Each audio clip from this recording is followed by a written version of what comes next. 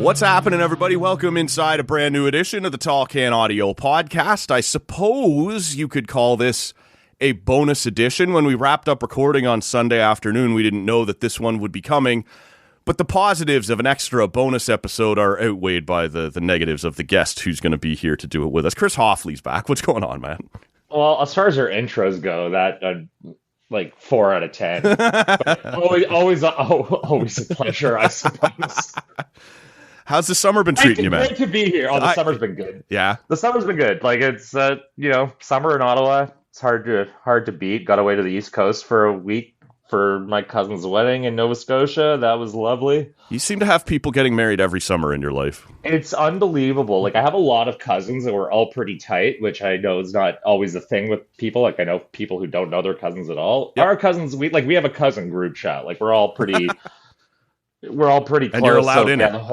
Yeah, I am. I think I started it, actually. Oh, that makes sense. They probably had another one. There's another one. Yeah. But yeah, no, it's fun. Like those family weddings, everybody comes, from the different parts of the country that they live in for it. So it's everyone's got East Coast blood of them. So when we all get together, we regress into our 19, 20-year-old drinking years, and it's a bit of and now that everyone's of age, sure. Everyone can participate. But yeah, it's a party. Well, that sounds all right, man. I am still here in Ottawa. Didn't mean to be, but I am. I should tell the good listener. Against your will, you're in Ottawa. So. Yeah. Like you said, Ottawa summers are nice, but Bob Cajun summers are really nice. And sure. So we'll get back to that here shortly enough. Someone should write a song about it. Someone should, man. Someone would make a lot of money and probably be known as a Canadian legend. Anyway, I should let the good listener know, since on the Monday morning show, we described this as play-by-play week. We were going to talk to both Dean Brown and Kenny Walls. That was before we saw Shawn Burke had been let go by the Red Blacks. So there's a little bit of things in flux here at the moment. One of those two may get held until next week. We'll see what happens here. Outstanding, talented dudes, both of them. 100%. Appreciate their time. Luckily, both of those conversations have already been recorded. So, yes. In anticipation of me pissing off back to the lake. Wait, this isn't live? Yeah, I know exactly. Just think of the things you can say. Oh, good Lord. Yeah, no. You will still get both of those interviews. I'm not positive that they're both still coming this week. We'll see how things play out as we move some things. You're getting Hofley. You're getting the Hof. For better or worse. Speaking of regressing to your 19, 20-year-old drinking self, are you having a pint with me here today? Does the Pope shit in the woods? I yes. Don't know. Does he? I'm having something new. I mean, it's early enough, mid-afternoon. Yep. And it's a Monday, so being responsible. But I am having a easygoing lager, courtesy of the fine folks at the Nickelbrook Brewing Company. Okay. Nice light. It's described as crisp, clean, and refreshing. Gorgeous. So, much like this show. This show and the host and the guests were all just crisp, clean, and refreshing. Not so clean, but everything else probably accurate enough. You're a radio guy. You don't shower. When I came back last week to town from the cottage, I sort of rolled in at the last minute before the Dean Brown studio session, and I sort of was talking to him. I said I just got back, and he wasn't shy to point out, yeah, the cottage beard is still in full effect. I was like, yeah, well, it's a audio only, so I'm not going to worry about it. We'll take care of that later. Hashtag face for radio. Hardcore. Absolutely true. Over here, I'm having something that is from the Whippersnapper Brewery. Ian from that brewery was in here on Friday. If you missed that one, it's up at tallcanaudio.com or on your favorite podcast app, wherever you're hearing us right now. This is a West Coast IPA coming in just above 6%, called Tofino. Had this one on the show with him, but enjoyed it very much. So going to go right back to the well on that. And I should let people know, he pointed out on that episode, sometimes he rolls in, he's like, we're just finishing the run of this one, or what. Everything that he mentioned on that episode is available now. There is a good run of things. Yeah, get it in you. Get some pizza while you're over there. 100%. And if you're up for trying something new, there was a bourbon peach that we tried together. That's the most interesting beer I've had this summer. That's so kind of fun. I like stuff with peach flavor in general. Like I like peach involvement. 100%, man. This time of year, yeah. We should try not to do that again, where we both, drink at the same time. But well, we're not like face to face. The cues aren't as obvious. The last time you were on this show, your co-host was with you, Babin. Indeed. You had started your own podcast called Why Are We Talking? And for some reason, I guess after one episode, you ran out of interesting people and got to me. So I was happy to be on episode 2. You were the third. Oh, that's right. Yeah. You kind of stepped into my neighborhood there with episode 2 and spoke to a brewer. We did. Yeah. Everything's coming together. Kind of mowing my grass there. It's just, How's it going there? The first couple episodes. What else is coming up next? Anything you can tell us? Yeah, it's been awesome. It's been such a good creative outlet for me, as doing the stuff on the production side, and it's also more work. I mean, I knew it was going to be work, but it's like it's work to edit these things and like make myself sound good, and also our host Devin. Yeah. It takes a little bit of massaging, but no, it's been really good. We have 3 out now.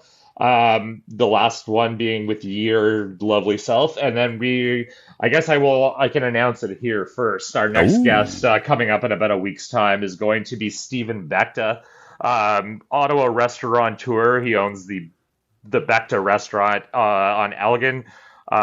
He owns Gazelig in Westboro. He's a fascinating guy. He's been in the industry for a long time. We talked to him about how he was opening a restaurant in New York City when 9/11 happened. Ooh. And like how like his community kind of banded together to help out and supplies and meals and all that stuff, and he eventually settled back in Ottawa, and he's a well-known guy in the the biz fine dining community. Yeah. And he's also working with the Ottawa Hospital right now to kind of refine hospital food from someone who knows what good healthy food is. So we get into kind of all of that. And he's got one of those guys that's the entrepreneur in the restaurant world that just has his hands in a lot of different pots, and super nice dude. And yeah, that'll be the next one coming up soon. So yeah, anyone who missed the last episode, we had you and Devin in here. That is sort of the whole concept of the show, right? Like, there's no one focus. It won't be just sports. It won't be just music. It won't be like you're just talking to interesting people around Ottawa. I always say it's a general concept, but with a specific, like we get guests specifically so that one's not too similar to the other one. Sure, we want to have, like, the idea is that these are people that you could meet just having a pint in a pub. And all local, and diving into everyone's gonna have an Ottawa connection, whether they're from here, they've built their lives and families and careers here. It's always gonna be an Ottawa centric deal. But yeah, just kind of when you have one of those, the odd time you are sitting at a bar and you talk to someone who's chatty that's not annoying at the same time, and you're like, hey, you've got something, you've got a kind of couple cool layers. We want people have to have multiple kind of layers to what they're doing in their life. It's not just we're not just gonna sit there and talk about their one endeavor, their one passion. It's gonna be kind of multifaceted people that are doing some cool shit, essentially. Yeah, no, that I've listened to. Well, I didn't listen to my episode, but I've listened to your other 2 episodes, and getting to talk to you guys about it when you were in here last was pretty fun. I like the idea. Like, let's just tour around. There's interesting people in this city. Let's hear some stories. Yeah. And Devin and I have known each other for a really long time. We went to school together back in the day, and so we've talked about this for years. Like, this idea is. Well, I always joke that like it took us 10 years to figure out what we're gonna do, and it's the most general concept ever for a show. Like, we're just gonna talk to interesting people, but it was percolating for a while. I think we've got kind of nailed down the areas we want to go in, the types of people we want to talk to, and somehow you made the fucking list. But that was I do appreciate you, and I think I just figured it was in the summer, no one else was around, and it was early enough. You while we're still figuring out how to do this, we'll talk to this guy. We can use a studio. The sound will be really good. It was fun. So that's it's Why Are We Talking? On social media, I believe in most places, WAWT613. And, Correct. And on your podcast feed, just search for Why Are We Talking? And listen as we say in the biz, anywhere you get your podcasts. Yeah, I hate that.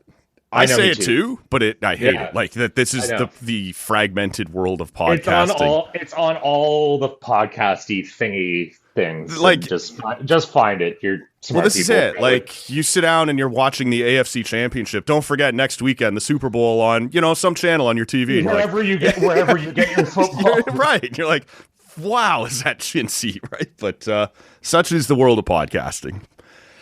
Look, man, the reason you and I are talking here today, outside of obviously me missing the sound of your voice and really wanting to catch up, is there's been some turnover here around the Ottawa REDBLACKS, and it's not going well on the field.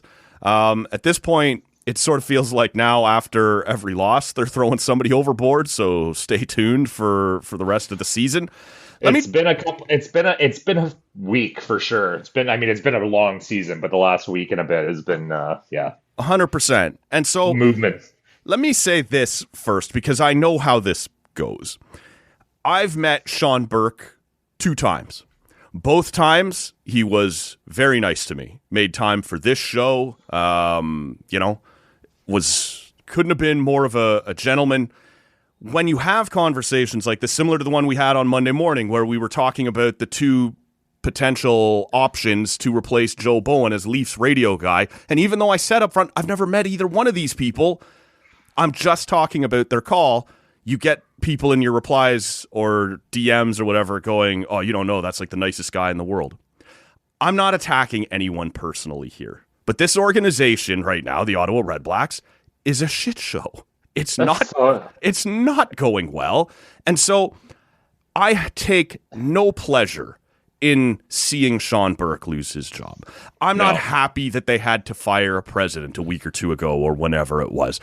But these are not personal things. These are things that have to happen in the business of sports from time to time. And when you look at where this franchise is right now, man, change is badly needed. So I just want to get this out of the way, because some of these people. I know a little bit, but I don't on the same level. But I don't want people thinking that I'm jumping up and down on somebody's grave or that I'm happy people are getting fired. I hate that we even have to put this precursor up front, but you do. People come at you when you, It's the way it is. I hate it too. I worked in the industry long enough that I was always very protective of my people, whether they were the players, the staff, the executive. Like I there's nothing that makes me crazier than someone who's attacking the person when the team's not doing well or you want to get rid of someone. Like what? Like it does. Like that's so irrelevant to the whole thing. You want people to win, and then they always say in that world, it's like we're in the business of selling tickets, and it's a trite cliche, but it's true. And if your team sucks, you're not selling tickets. So something has to give. As far as those guys go, Adrian Sierra was my boss when I was there the last few years. Shawn Burke, I worked very closely with for a couple years.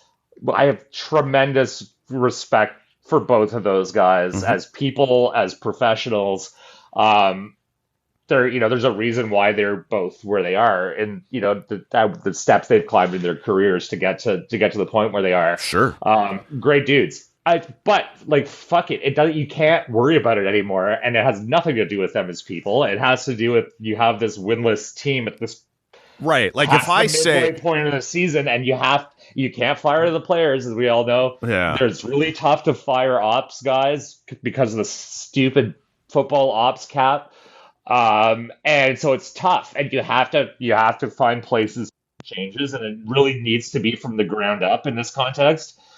You can't just piecemeal it together with, bringing in a new guy here or a guy that gets cut from another team here. You really there's a systemic top to bottom issue right now. And so I think they need to fix. And that's it. And you need the right people in place to fix it.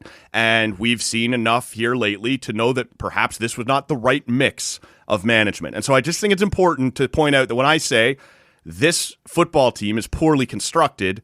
That is not me saying Shawn Burke speeds home, beats up his pets, and then cheers for the Montreal Canadiens. Like, just awful things across the board. Yeah, that's not him. That almost never happened with him.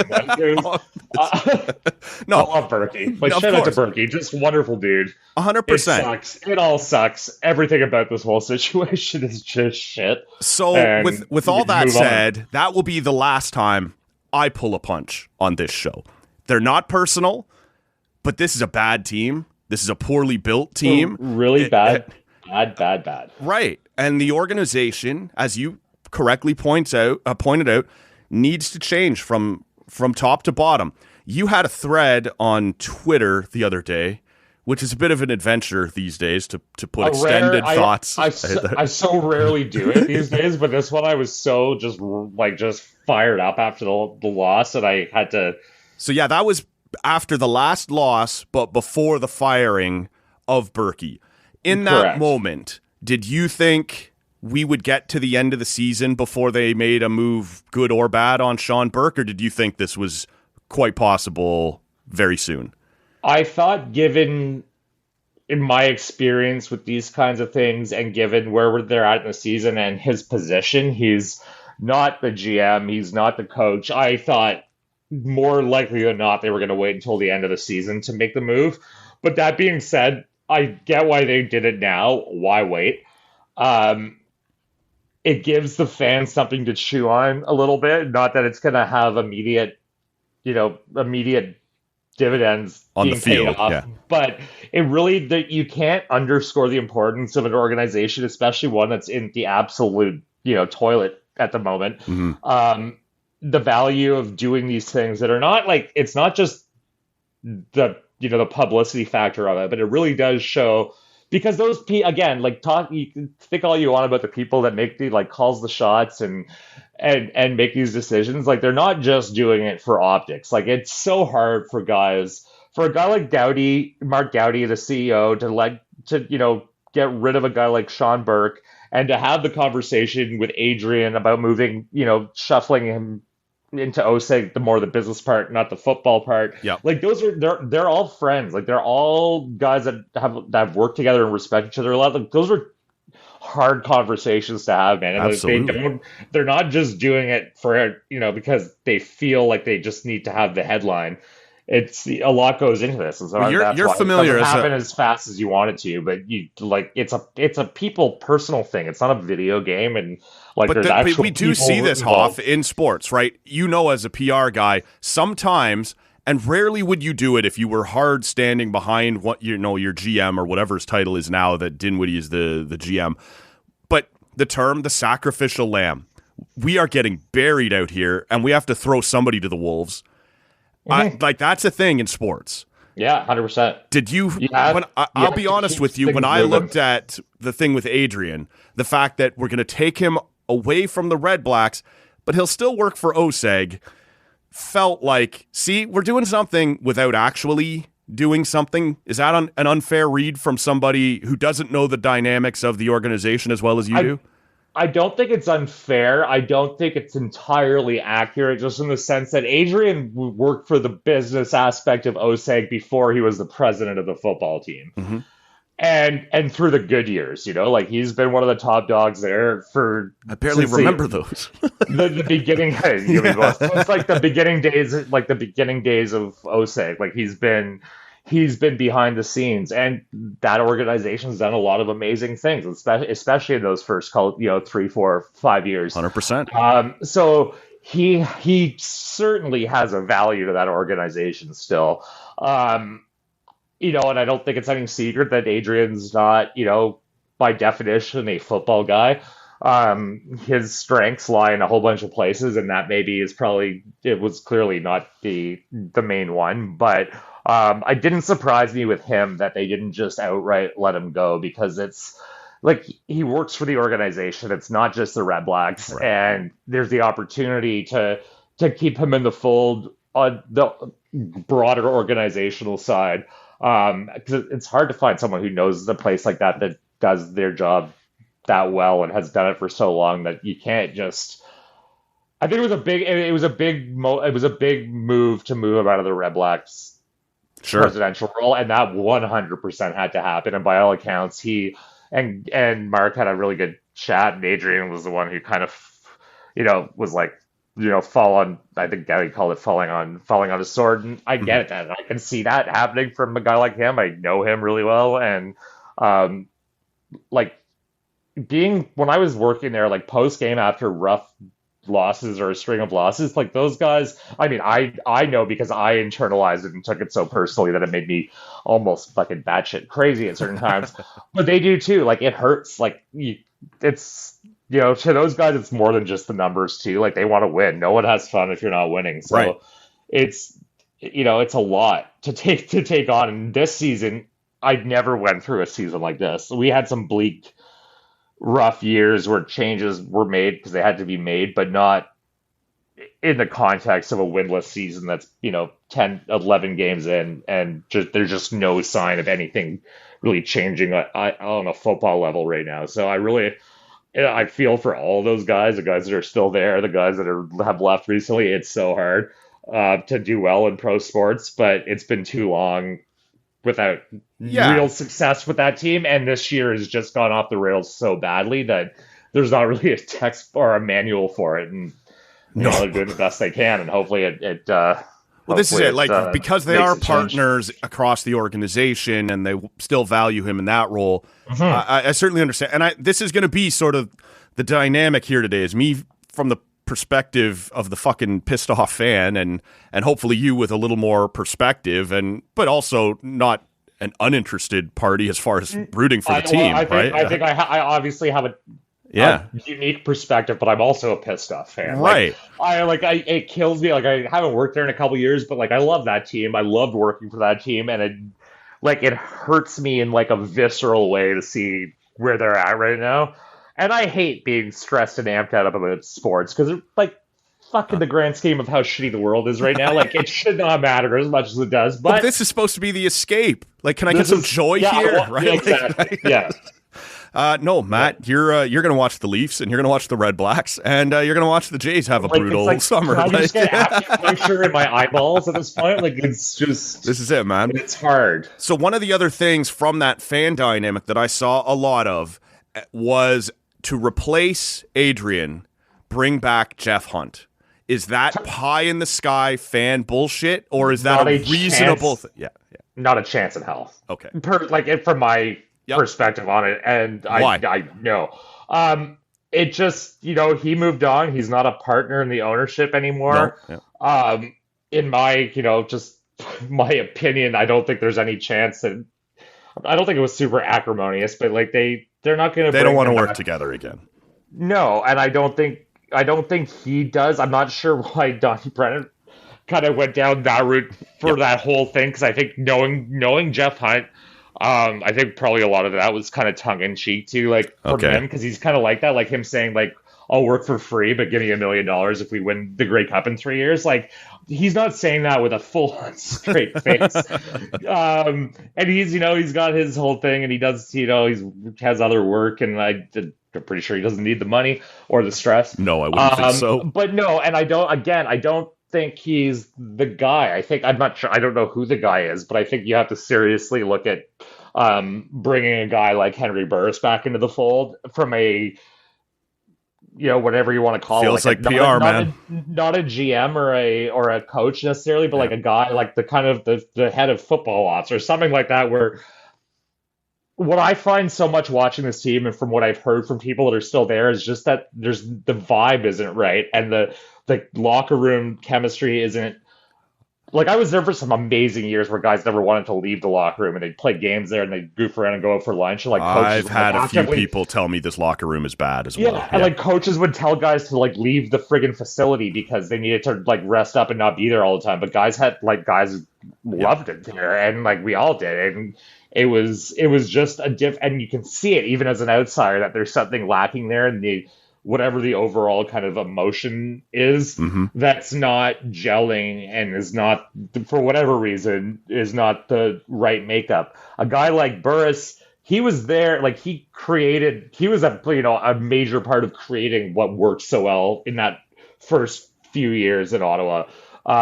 And by the time I got there in 2016, having covered the team for the first 2 years, like it was incredible to watch him still as a player without having to do too much, but just the way he is to get guys kind of on the same page, like overall, not just game to game, but just to be a leader. He's a guy that, yeah, he's the ultimate leader in the sense that like it's so. You have to be a fucking sociopath to not get like fired up when he's giving. And he's the kind of guy, like he's so good at it that you give him something to talk about off the cuff, and like for the most, like it could be the most like mundane, like silly topic, and he could give you a speech that's like, all right, I don't even know what you just said, but I'm fired up for it, and I'm right there with you. So I think whether or not it's a kind of guy like that, and whether or not he wants to come back into the fold in that kind of way and come back to the league. That's the kind of makeup you need. There's other guys in the league that have been in the league that have that similar kind of, they can, they're change makers in a locker room. So you need to look for that. And Mark Gowdy said the same thing when they shuffled Adrian out of the president's role, is that they need a football guy. Right. And a guy like Jeff Hunt is an ownership guy, and he was a great, piece of that puzzle in the early years. But no, you need a into his bones. Well, Jeff Hunt is one of those guys that was, uniquely able to, like, I remember I hadn't moved up here yet when Ottawa was awarded a conditional franchise, right? And I remember listening to Toronto sports talk guys, chiefly Bob McCowan, saying, Jeff Hunt's the reason the league's even listening right now, right? Like he has credibility both in the market and across the country as a guy who can get things done. Now, that does not mean he's a guy who can come in and help you build a football team, but he can help you build an organization, right? 100%. And he did. And that is not That's not where they're at right now. No. You need a guy to rebuild that football atmosphere. Maybe not from the ground up fully, but like pretty close. Pretty close. And you need to, it just needs a hard. We talk about rebuilds in hockey and other sports. We don't talk about it in football because it's hard for how contracts work and how many guys are, and like kind of the nomadic nature of your average football player, especially 100%. in Canada.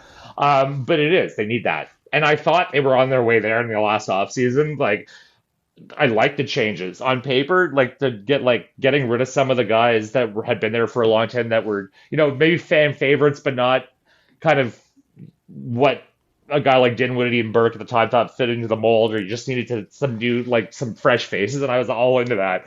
But clearly, that recipe was lacking, seasoning. It had, but sure, some sort of cooking metaphor. But like it was, I think it had all the American Taco Bell lettuce in it. Like it left you shitting yourself a little later on. It didn't go very well. And I'm like, there's nobody more really surprised than me. I really thought. I mean, I wasn't thinking they were going to go into the season and be like world beaters, but nobody predicted this. Like no. Well, it's unbelievable. Let's get to the Berkey of it all as the guy who's got his fingerprints all over the roster, and perhaps was the guy who chose to buy the Taco Bell lettuce. Like I'm not sure how all this shakes loose, but it was interesting a year or so ago, a little less than that, when they hired Ryan Dinwiddie, and I think a lot of people were excited about that. This is an accomplished guy, a guy who has won, a guy who knows how to lead. But it left Berkey in a weird spot. And I remember thinking that just from a guy who follows sports close enough to go, who's got their hands on the wheel here? Because if you've both got your hands on the wheel, this is not going to work.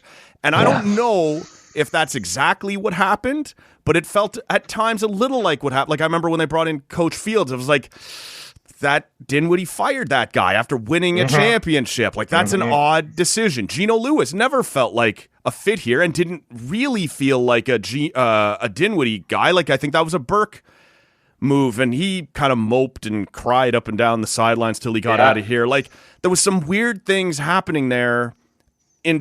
Now, I'll just say, my understanding of this is that they were prepared to get rid of Shawn Burke last offseason, but because of the salary cap on management and things like that, that was going to be a tough sell. And the Berkey saved himself by being willing to, they created this new title, right?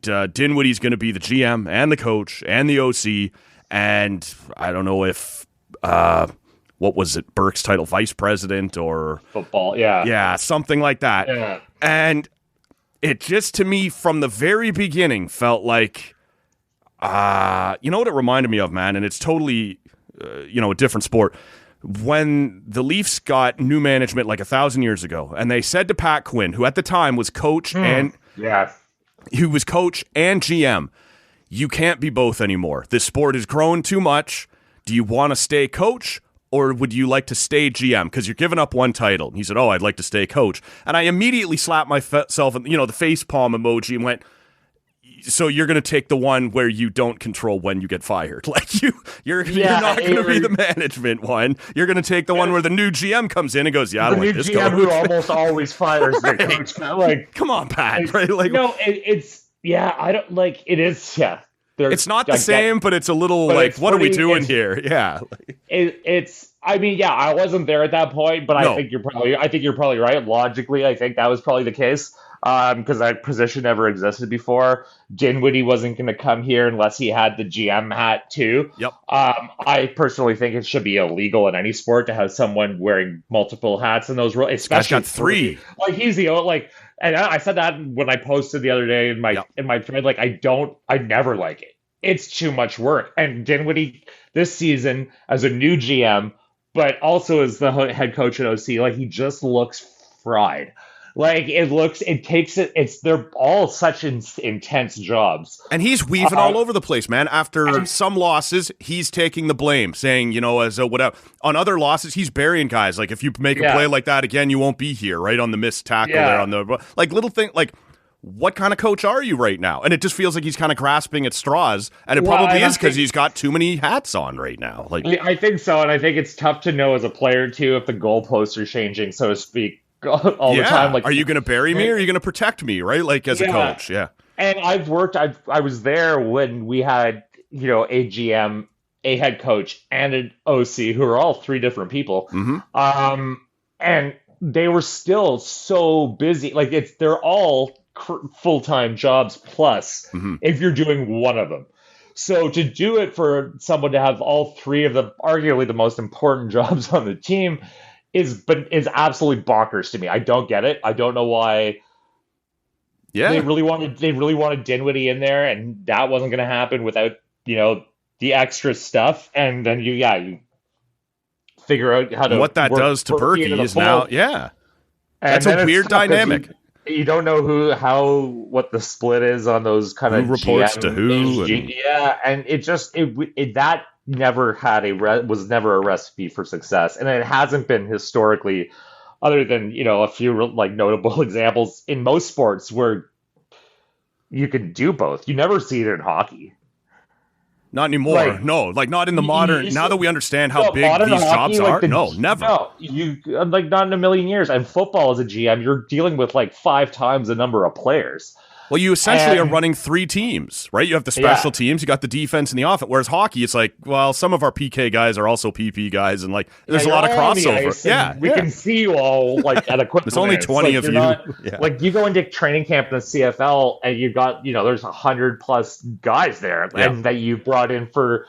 So just running the scouting system as a GM to make sure you're getting everything you need from the guys that you're bringing in is. That's why those guys never sleep, probably. But having all 3 of those jobs, like you can see it, because like Dinwiddie is a great coach; he's proven it. Mm-hmm. But it's very clearly too much. So I don't know where they go with that. I don't know the structure of his contract. I don't know how how they can go about giving him the option. We agree though. He's not going anywhere. He's not going anywhere. No. They gave him. Now, maybe they can talk to him about, look, you can be coach and OC, but not GM, or you can be GM and coach, but not OC. Like, he's going to have to drop one of these, right? Like, well, you'd hope so, but I don't know for sure. I don't know what their salary cap situation is at Ops, and if you can bring in someone. Now, I think Burke's contract was up at the end of this year, regardless of whether. Yeah. And I believe, and like, like, I'm not So that'll open up 100% some sure. space under that I'm cap. not positive, but I'm also pretty sure you can elect one of your football ops contracts to be an exemption to the cap, like just one. Okay. I'm not positive, but if that's the case, and it gives you some wiggle room, and yeah, and like no, Dinwiddie, he's coming up his first year. You are committed for whatever dollars you are. You can't afford based No. on the cap structure, even if you wanted to, and they don't. They're not gonna. They're not gonna. No, this is the guy they brought in to build the thing. Yeah. But I think you got to figure out a structure that takes a little bit of the extra pressure and like just work hours alone off of him, because or bring in a really good assistant GM to fill that role that can like de facto function as the like day-to-day GM in terms of, all the prep and like data stuff that goes into it. But you need to find a structure where your coach can coach more. So let's stay on Berkey here for a minute and the job that he did there were some moves over the course of his, did he come in just before 21? It was during the pandemic. I remember that he made the move. Yeah. There were some moves here and there. He was busy. Oh, he was very busy. Yes. Yeah. And there were some of them that I looked at and went, man, I like that. I think that could work. There were others where I kind of scratched my head. But the one thing that always stood out to me a little bit, man, was it did feel like, especially in that first year or two, he kept reaching back to Hamilton. These are the guys I know. These are names I'm familiar with. And it's not exactly like Hamilton had been a resounding success coming out of there. And the big one was Jeremiah Masoli, who, again, everyone raves about as a guy. So this is not but he was coming off multiple injuries, multiple surgeries, and it didn't work here. And look, if he had stayed healthy here, maybe it would have, but there was no evidence that he was going to, right? And there was no guarantee injury or not, right? You just don't know with an older quarterback, and it's easy to think, well, Hank was an older quarterback, but like, holy shit, is that lightning in a ball? Well, and he was not coming off the injuries that he wasn't, and he was, he'd always been kind of a top dog guy, and a guy who had so many intangibles that he brought. Do you believe I'm being unfair by saying he leaned on Hamilton? I think that's true, and I think that's probably very common, and you go to the guys better first, maybe, or you're in touch with more, and you see, and then it's so hard to gauge, and that's why it's such a hard job that I don't know why people do at all. But it's so easy to think, you talk to a guy that's coming off a good year, that you like as a person, and they hit all the right boxes, and then it just, for whatever reason, doesn't click with the rest of the makeup. And I think the fractured makeup of this team, I think, and not to throw anyone under the bus, but it's been long enough and I don't really mind. Yeah. I think this goes back to, the last year or two of Marcel Desjardins as the GM there. Shit was just not going well. It was like patchwork. You're bringing guys in to fill holes that don't necessarily.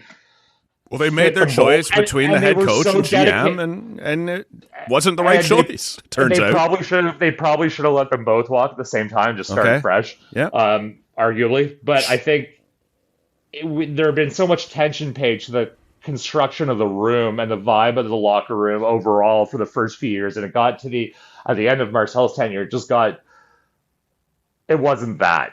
And I think that carried over for quite a few years. I don't think we've ever recaptured it. Well, clearly we haven't recaptured it, but I don't think they've ever been able to find that formula again once it was gone, where you got, if you look up the 2016 roster in the year that Ottawa won the Grey Cup, and you look at the injured list, the 6-game injured list, it's insane that we won that game. And that we got that far. You had the big guns, like Sir Vincent Rogers was hurt. I think he had a broken leg at the time. And so you had guys on the roster that came up off the practice roster and stepped up. The whole cliche of the next man up, which is always whatever. But in this case, it was so bang on.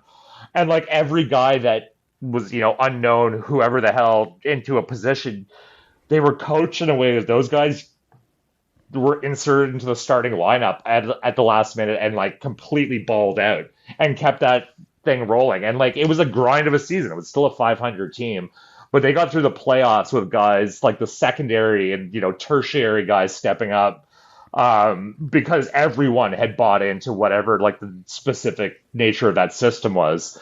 Where it was like, you're as valued as the guy who's starting two spots ahead of you. And those guys were all just champing at the bit to get into the lineup. When they did, they were great. And it just, ended up winning a Grey Cup because of the depth and Hank. Sure. Doesn't hurt to have that guy. But again, like free agent signings before that, like there was the year where they brought in, they had Brad, and then they brought in Greg Ellingson, and they brought in Ernest Jackson, and they brought in Chris Williams. Like that was a insane haul for new signings. And again, we haven't seen it to that level again, where sometimes you do just have to go crazy on, money wise and load up or find the guys that are a couple years away from big money. But I'm glad you brought this up, because I think it's important to point out for people who are pissed at OSEG. And look, right now, when you're not winning games, you haven't won a game in a calendar year, people are pissed at everybody. But OSEG, to their credit, has never cheaped out on this team. They have empowered the people running the football organization. If you think this is the right free agent, go do it. If you think this is the right coach, go do it. They have spent. And so we can talk all the time, and I've made this suggestion before, this comparison before. I'm a Leafs guy. Just because you have all the money in the world doesn't mean you will spend it wisely. Like if you put the wrong guy in charge, then it doesn't guarantee success. But we should at least point out that ownership has been incredibly supportive, right? Has never put them behind the eight ball in terms of just saying, no, not right now. We're not they always spent to the cap. I think most teams spend to the cap. It's such a low cap. I understand, but like Ottawa's been penalized at the end of seasons before for going over the cap. And there's like a percentage of, so like that was never the issue. The issue is, so you just get it wrong sometimes. You load up on a certain free agent that it seems like you're hiring, the second coming of Christ, and he doesn't get it done. Like, and there's been players. There was a guy in the past, or doesn't want to be here, as I referenced a little while ago. We had a guy once on the defense side of the ball that I won't name just because I don't want to be a complete dick. But like, he was a good player, and he ended up having a great season, career for a few more years elsewhere. But like, the guy was so friggin' fiery that it would be a bad game, and like this guy, I think right before he got cut the game before on the road, he was coming to the locker room and trying to fight like our own guys. Oh my god! Like he was just trying to get in guys' face, and it's like, well, that's not gonna work. Like I don't care how good you are, but like this is clearly gonna be an issue. So like you can't, but when they brought in guys like Ernest Jackson and Chris Williams and those guys, like they just all fit. They all became buddies. They all got along great. The vibe was just guys that worked their asses off, but they had a good time and hung out with each other and just wanted to be part of a thing that wasn't just about themselves. Like it just worked. It's hard to do. Obviously, if it was easy to do, every team would be in the hunt for a championship every year. But that was like, we've seen it with this team, that organization can do to put together a championship caliber team. And they've strayed so far away from that concept that it's going to take a little bit to get back. Yeah, and before we close out on Berkey, because I'm piling on here a little bit, but I said from the beginning that's what was going to happen. This has not gone well, and so there's things to complain about. I should also say, because I did make a couple of calls here over the last one, and look, I'm not as plugged in as everybody in town, but I know people, I trust people, and to get their takes. I have some people's phone numbers. This is it. And some of them even call me back. It's unfortunately, it's only Hofley. No. Look, I made some calls on Sunday night, and as many people who pointed out, what probably should have happened last offseason but didn't, and these sorts of things, also pointed out that this guy, Shawn Burke, was as open to trying things as anybody, was a good boss, was a good, we can talk all day about whether or not he's built a good football team, and clearly the evidence right now would suggest he has not.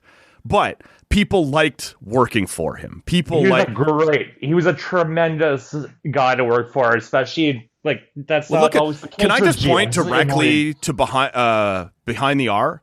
Like the access that he gave to our buddy Joshua, or to like the things that we saw on that show has changed the CFL. Like all teams are now having to be forced to give that kind of access. And that was Berkey on like his first day being welcomed into the organization. By the way, can I film you? Yes. And it was Josh having the guts to go up to him and be like, this is what I want to do, and I have this vision. And it's still like one of the single best like content series, or like basically produced by one person. When Joshua was in here a month or two ago, he told me he, for every game, had a camera in Berkey's office or in Berkey's box, like right on him. There were cameras fucking everywhere. Yes. Like you'd do a double take, be like, oh, there's a freaking camera set up there. Josh, like one of the most talented creative people I've ever had the pleasure of working with.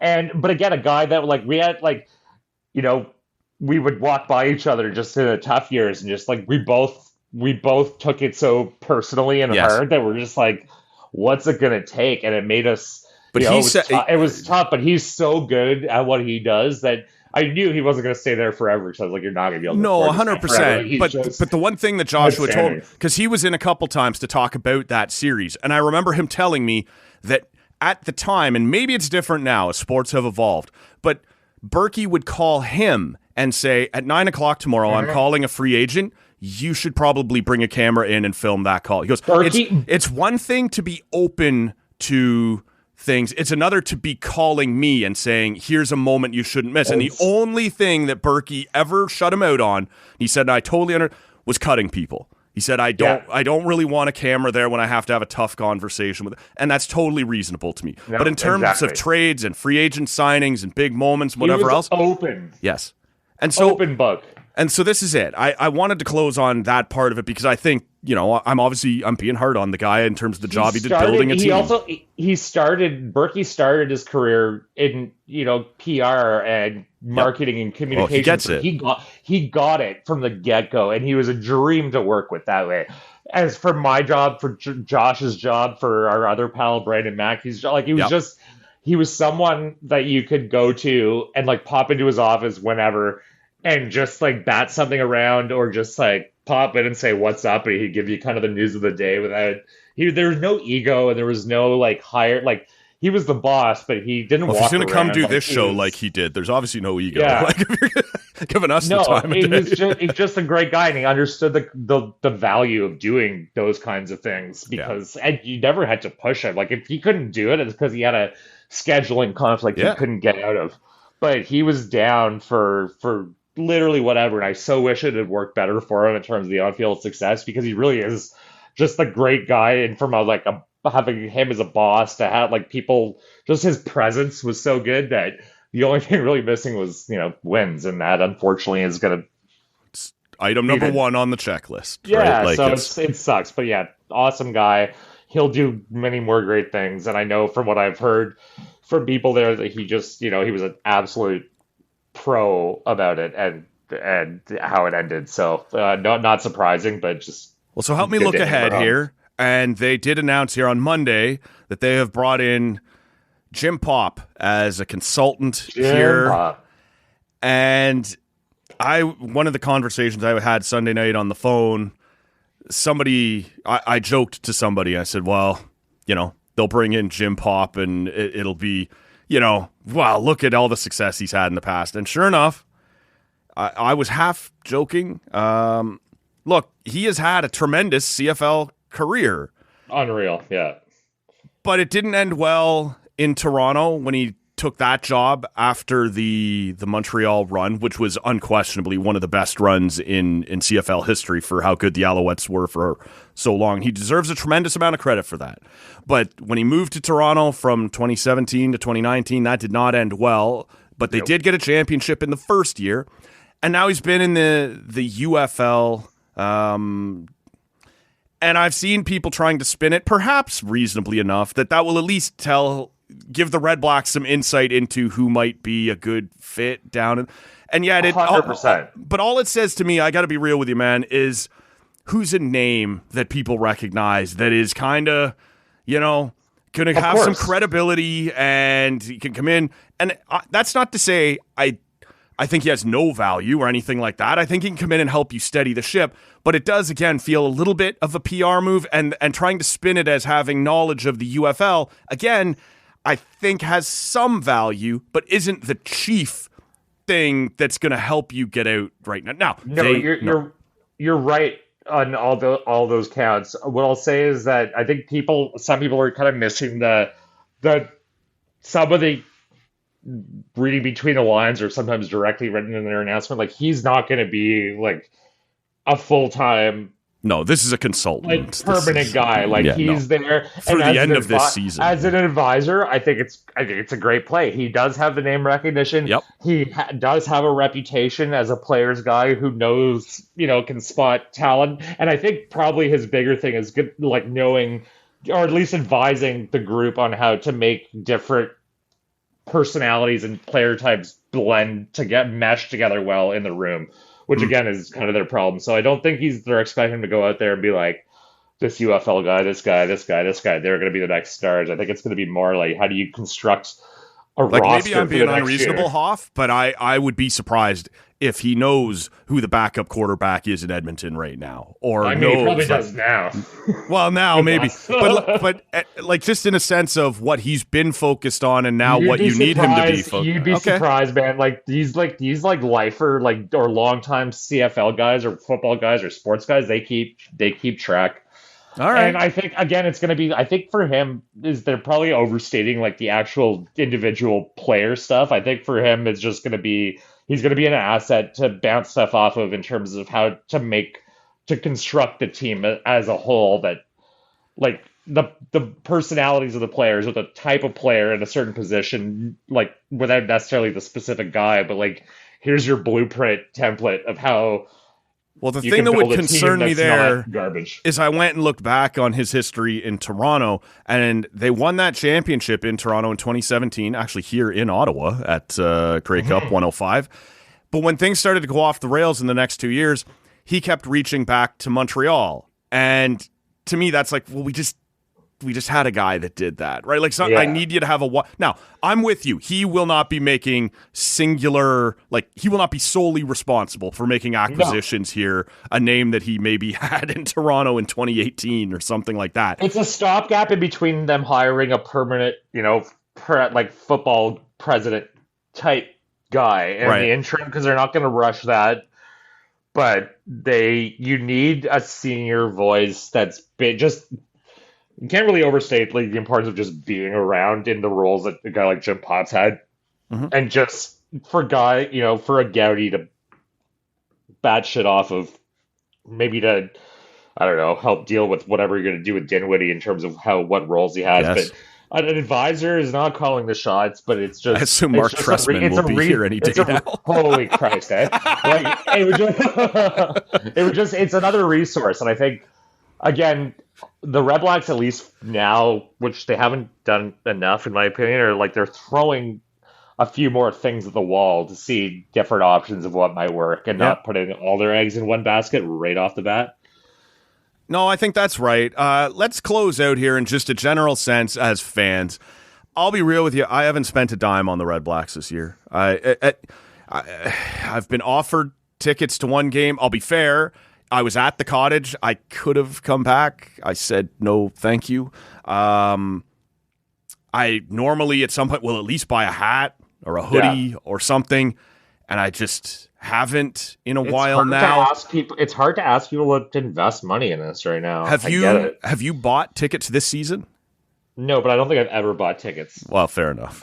Just, perks of having worked there for almost a decade. I know some people. I can get it. But I haven't gone a lot, to be perfectly honest, this year. And you live in the neighborhood. I do. I live down the street. I did go to the alumni game. Yeah, okay. That looked recently. Yeah. And the game, was not good. They obviously didn't win. But obviously. It was such a good crew of the guys that the players that I worked with. Sure, you would know all back then. As an alumni. We had a blast. And like seeing some of those some of those kind of OG guys. Like obviously Hank was in town. We had dinner the night before. Then he was running around kissing babies and stuff during the game as he does. But like even like a guy like Todd, like I had a long chat with like Scott McDonnell, who was here in the early years. It was also kind of a bit player in and out that, just was a big piece of that depth that I was talking about. And then, a guy like Brendan Galanders, who I've always loved. He was there with the family. You see all these guys with their kids who are grown up a lot now. And it was cool. And like, it was but we were all sitting there. You could all see on their faces just being like, what has happened to this? Yeah. And also some of those guys, like I was talking to Abdul Kane and Sherrod. I'm like, you guys look like you could still play. Like, could you please? You're not even playing, but like you're clearly hitting the gym still and doing your thing. So I was like, man, all these like retired guys, and like Dom Rhymes was there, and just like, man, you can still ball out. Like but those guys have been here for the best of it, and some for the worst of it too. So it was interesting. And then I got home at like 2:30 in the morning, and the next day hurt a lot. Much like being a fan of this team right now. I never drink. I don't like tequila, and I definitely don't like shots of tequila. I broke my own personal rule that night, and it was not my fault. You threw out your shoulder, tossing back shots. No, nothing got dislocated or broken, but it hurts a little bit more now that I'm in my 40s. Oh yeah, that's true. So, what would you? And look, maybe the answer is don't. But like, what would you say to people right now? Looking for a reason to go. Like, we've still got not an insignificant portion of the season left, and I can't bring myself to buy a pair of tickets and go. And I used to be able. How many times have you and I talked about? Has everyone talked about? Oh, it's such a great place to watch a game, though. Like you go down on a Friday night and the vibes are great and the view and the whatever. Who gives a shit? Like, I'm sorry, but that's where I'm at. The vibes suck now. Like, and it's just like, and at a certain point, the vibe doesn't matter if the team's not doing what you want it to be doing. It's tough. I don't know what to. I say, like, if you're a diehard fan of this team and you always have been, keep going. It'll pay off eventually. Just like it has to. I'm not telling anyone not to go. I just don't have it in me to find a reason to tell them to go. Yeah, I completely understand why people don't want to or are reluctant, given how expensive just everything is in your day-to-day life, to find that extra bit of disposable income to pay on a product that's not entertaining right now, and that's tough. And you have to. I really don't know what the answer is there. Go watch your team get disposed of. You have to win. You have to win some games. Like you have to. People. You're a fan of a team, like you're a Leafs fan. And I'm a Sens fan too. Like it's never paid off fully for my fandom, and I will stick with that stupid team through thick and thin for some reason. I still find myself flipping them on TV here, the Red Blacks, but I'll sit down and put the game on at home, absolutely. And then I'm like, why did I do this? I'm so. But am I gonna buy tickets and go down and buy a couple of beers and maybe pick up a hat or a T-shirt on the way? No. I don't want to do it. It's usually Mackie and I texting each other during these games, being like, why is this still stressing us out so much and make us so unhappy? But we're like, you're not gonna have to run the presser after this. Oh, man, I know, but I still want I feel for that crew. Yeah, I know, of course. That's tough. Little PTSD. There's no easy way. Though I'll still, Bob Dice was always kind of a scary one. I love Bob, but he's very intense when he's in football mode, and like going to get him after a really shitty game to go like, we're going to do a press conference was such a wild card, because sometimes he'd be like, oh yeah, let's do it. Absolutely. Like sometimes be like, I need a minute. And I'm like, all right, well, we'll see. It was always great when you got him there. It was just the act of having, it was always tough for any coach or any person. Oh, these people are all competitors, right? Yeah, no, this wears on them, but let me ask you one last thing before I let you go. Because I asked Rob this on the Monday morning show, and I guess it comes from Steve Lloyd after the last game doing the post-game show. Someone texted in to him and said, who wins next, the Red Blacks or the Sens? Yeah, I saw that. It's harsh, it's backhanded, it's whatever, but it's not an unreasonable question. No, that's not at all. And then someone asked me that recently too, like, do you honestly think that the team could go winless this year? And like, if you'd asked me like a month ago, I'd be like, statistically, no. Like, same. As recently as like 3 weeks ago, I was still going, they're going to stumble over a win somewhere. And I still think they will, but like it's getting tougher to I just don't see the signs of something that's like, percolating below the surface. And the Sens start a little early this year on the 29th or whatever it is. Like, so I really, really hope they can rattle off, even if they rattle off a few wins late in the season when obviously, I mean, not that it matters just one. now. Don't go winless. Just get one. Don't go winless. And like maybe you win one, maybe you win 2 or 3. And then, and then at least you're giving yourself something to walk into the off season with. But I don't know. Yeah. They got to do something. Someone's got to give eventually. Well, and this is it. Like right now, and they're admitting as much. Like the Jim Popp thing is, let's get to the end of the season. His contract is only for so they're not trying to tell you this is the long-term solution, but they are clearly understanding we have to find something here. We've got to figure this out. There has been a show of urgency, which I appreciate. But waiting for something like the tide to change on its own is just not going to be a thing. You can't keep rolling that way. It's not working. No. Hof, what's the rest of your summer look like, man? Oh, just basking in what we have left of nice weather for the next. I love this time of year though. Like down to September, just good weather. It's not 40 degrees and humid. We're getting into good sleeping weather. Window open. Yeah, I know. Weather, I'm heading to the West Coast over Labor Day for 4 or 5 days to Victoria to see some family. Nice. So that'll be good. And then getting back on this podcast work that I do now and pumping out a few more episodes in the next couple months and staying busy. That a boy. Well, I appreciate you doing this, man, because it's a tough spot that we're in. And when you know people and whatever, I know that puts you in a bit of a tough spot, but I'll be real with you. I also didn't want to, like some of the other guys I like to talk to about the Red Blacks as well, are working for the rights holder. And they just weren't going to be able to go where I wanted to go today. I have there's no strings attached to me. No, but this is it. I love this team, and I always had. So I'm not going to take cheap shots at them. But I think anyone there will say it too. Like they just did whatever they're doing is not working, and it needs to change dramatically. And I'm optimistic. That I knew, despite the right thing knowing some of these people, I knew you'd be able to be real with me, which is tough when you work for the rights holder sometimes. And those people would probably say the same thing, like the Burkies and the Adrians of the world. Like it's not. I'm not. No. None of this is personal. We talked about it. Or like just like. It's not new things. Like it's not working. You're winless. They know where the shortcomings were. So we'll wrap it up here. I should remind everybody, if you missed it last week, Ian from the Whippersnapper Brewery was on the podcast on Friday. That was fun.